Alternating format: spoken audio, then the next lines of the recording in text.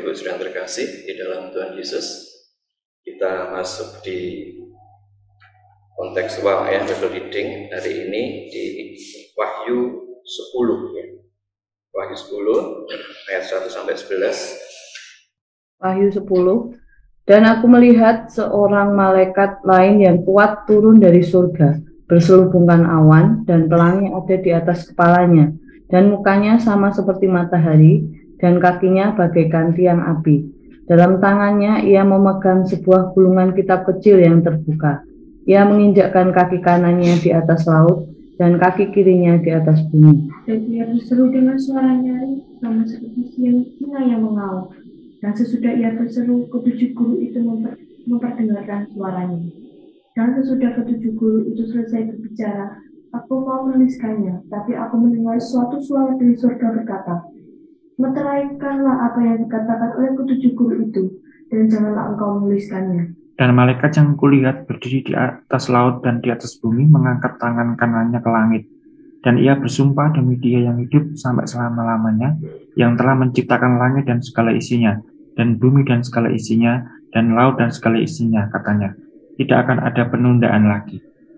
Tetapi pada waktu bunyi sangkakala dari malaikat yang ketujuh, yaitu apabila ia meniup sangkakalanya, maka akan genaplah keputusan rahasia Allah, seperti yang telah ia beritakan kepada hamba-hambanya, yaitu para nabi.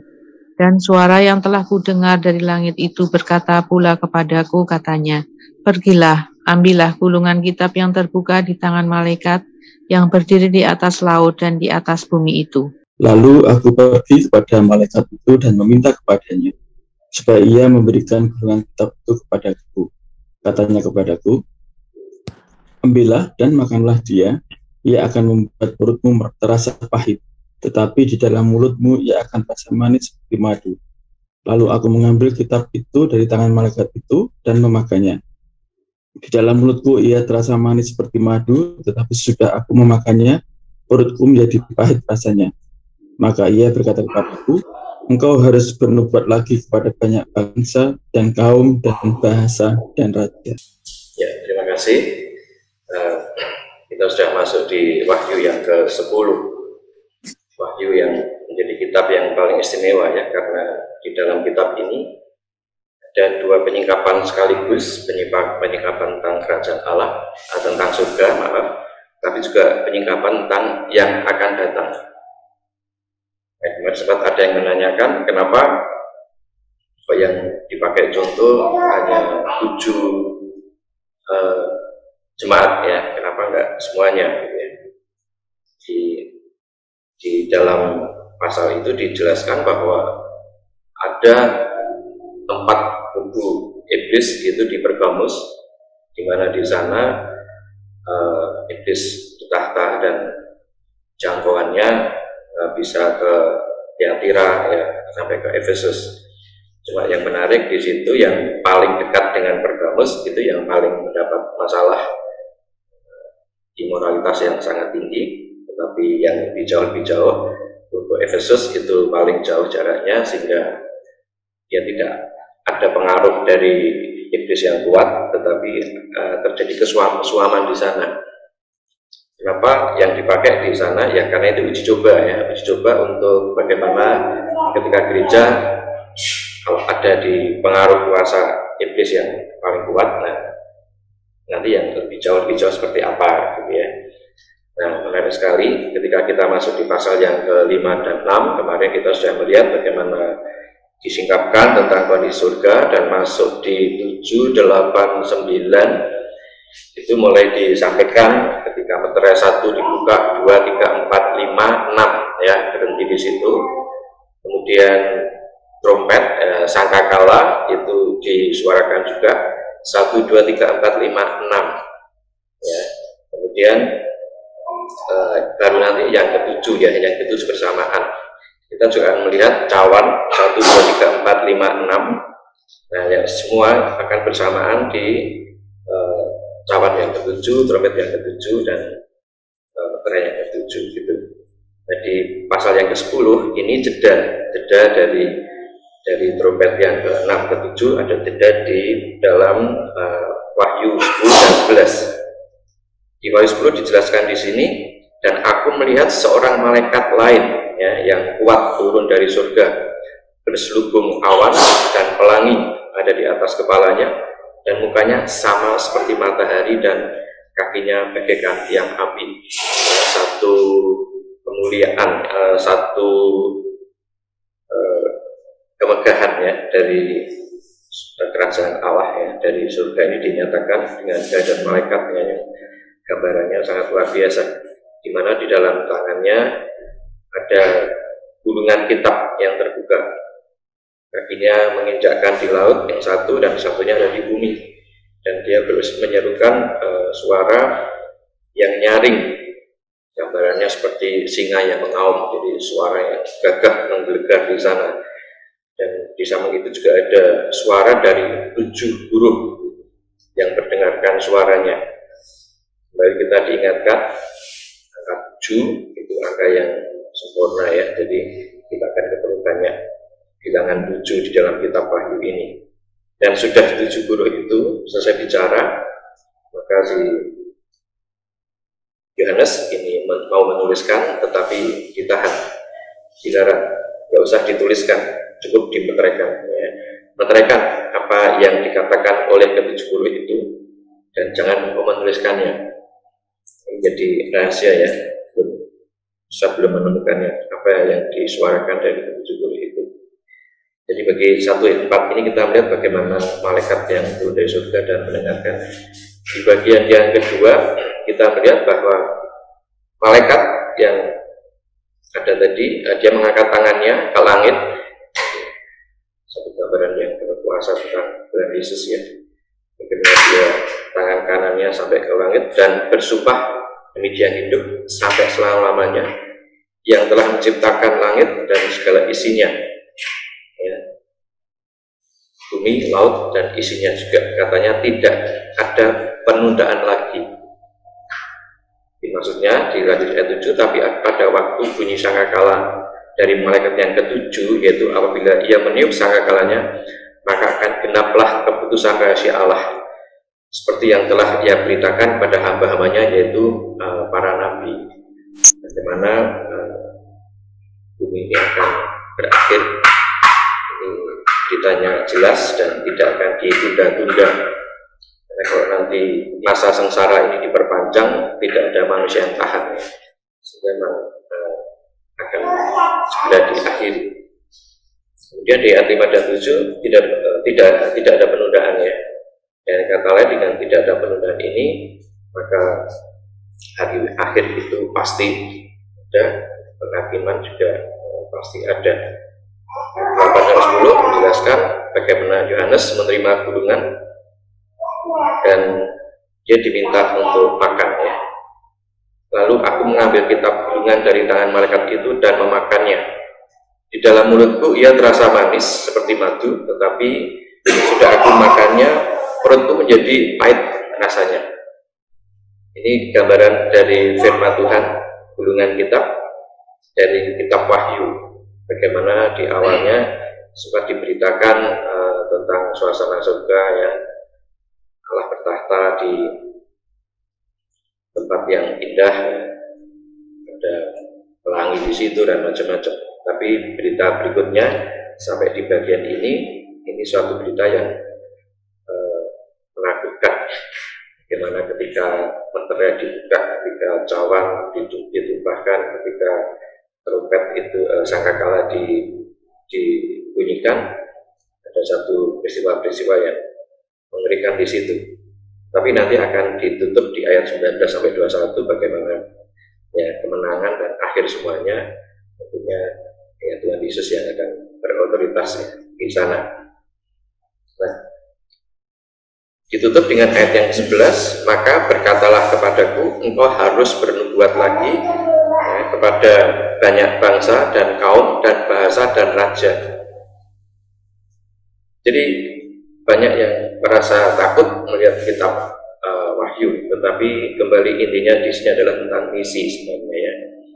Bagaimana semua ini ketika kitab Wahyu itu disampaikan, kondisi akhir zaman disampaikan, kondisi surga dijelaskan di sana, maka harus diberitakan keselamatan ini. Karena semua kesengsaraan penderitaan itu memberi kesempatan untuk manusia bertobat. Mesti kita mengamati, ada banyak juga yang tidak bertobat ya di dalam kisah-kisah itu, dengan gempa dan dengan peristiwa yang mengerikan. Ada juga yang mengeraskan hati. Tapi intinya sebenarnya ini kitab misi untuk membawa pertobatan. Maka pesannya, engkau harus bernubuat lagi kepada banyak bangsa, kaum, bahasa, dan raja. Jadi kepada seluruh bumi ini jelas diberitakan. Maka amanat teksnya ya akhir zaman, penghakiman itu pasti. Dan berita Injil ini harus diberitakan ke seluruh dunia. Dan diharapkan melalui kitab Wahyu ini akan lebih mendorong gitu ya, ketika orang melihat peristiwa-peristiwa itu, bahwa orang yang selamat tentunya orang yang kembali kepada Allah, yang percaya pada Yesus. Dan secara praktis aplikasinya, apakah sudah yakin bahwa keselamatan hanya ada dalam Tuhan Yesus dan itu pasti, akhir zaman itu pasti, dan apakah saudara sudah memberitakan berita keselamatan itu sungguh-sungguh kiranya menjadi satu pemicu kita semua. Dengan kitab Wahyu ini kita akan terus bermisi agar keselamatan dunia itu mencapai. Amin. Ya, kita semua meresponi firman Tuhan pagi ini. Kita masuk dalam berdoa dan kita nyanyikan ku bawa hidupku sekarang. Jadi rumah doa, kita terus dalam doa dan doa.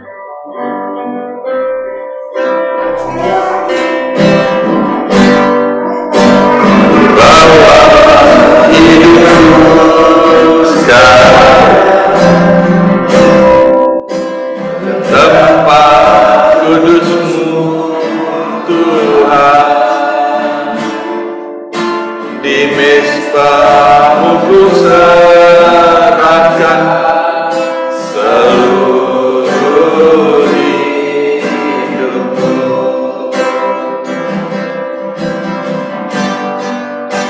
Penuhi hatiku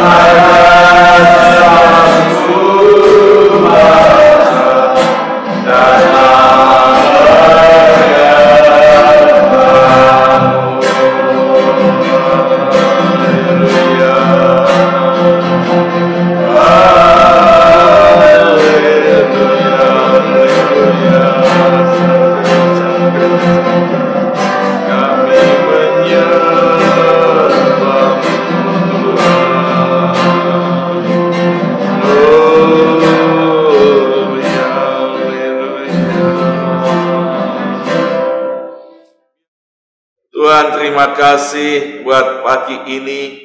Kami terus diingatkan bagaimana otoritas yang dari Tuhan sangkakala itu terus dibunyikan, dan kami percaya Tuhan, biarlah banyak orang boleh mengenal, menerima Yesus sebagai Tuhan dan anak domba itu. Dan biarlah kami terus ada dalam persekutuan doa, berdoa syafaat untuk semua bangsa supaya datang pada Yesus.